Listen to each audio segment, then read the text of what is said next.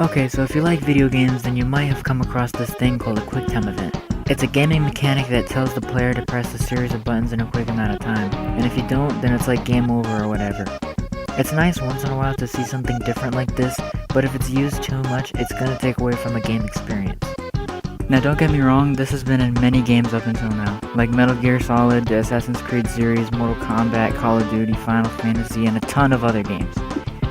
But one of the first games with this implemented was a game called Dragon's Lair, which was like watching a Disney film. Every so often you would press a button to avoid getting a death scene and lose a life. It's like you're watching a movie, but you randomly gotta press the right button at the right time. I'd get so bored if I ran out of lives and had to go through the whole shit again. Sorry, just saying. Anyways, QuickTime events have come a long way, and I just have to say one thing about them. They're only good when they're used right. Like, I don't want to play a game with one mechanic in it, like platformers, first-person shooters, and RPGs have it in it, and that's good, but a game made entirely of QuickTime events is lazy. Take this game, Notebook Ninja for example. Came out in 2008, written by Andy Anamark and animated by Clark Johnson. A story about a stick-figure ninja who's living his normal life in his hut, until one day he is ambushed by a team of 5 rainbow-colored ninjas.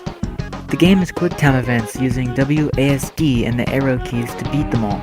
This works because this is a flash game telling a story, so it's using it enough before it gets boring. But when you finish the game, it's not even complete. The creators never finished it. They leave you with this abrupt ending, and this game is older than dirt.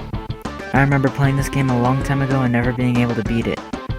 I couldn't take to be continued as an answer, so I tried getting in contact firsthand to see what they have to say about never finishing the game.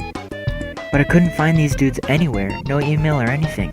Luckily there was a version of the game on Newgrounds where the blurb reads, "This is a short, interactive button reflex game my friend and I made last year. It was a great learning experience and we were excited to make episodes 2 and 3 where you will fight the rest of the ninjas and a boss character.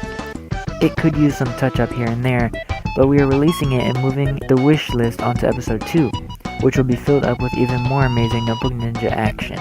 Enjoy." And the rest of this is just talking about all the comments. So I found their last update, which reads, "I've embarked on a new project as Notebook Ninja 2 is all coded out and just needs animating. Maybe I'll start it myself later, but Clark has such a cool style." So they finished the coding but no game. I sent a private message to the account saying, "Hey man, are you still working on the Notebook Ninja Flash game? If so, please message back. It's almost been a decade." And they never responded. So I guess this little flash game with QuickTime events will never be finished, which kinda sucks because it's been so long. Wherever the dudes are now, I hope that they have a good reason for why.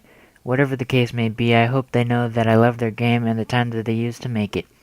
Thanks for watching, and if you want to play the game yourself, I'll leave a link in the description.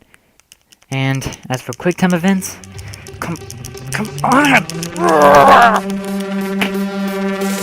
I hate them!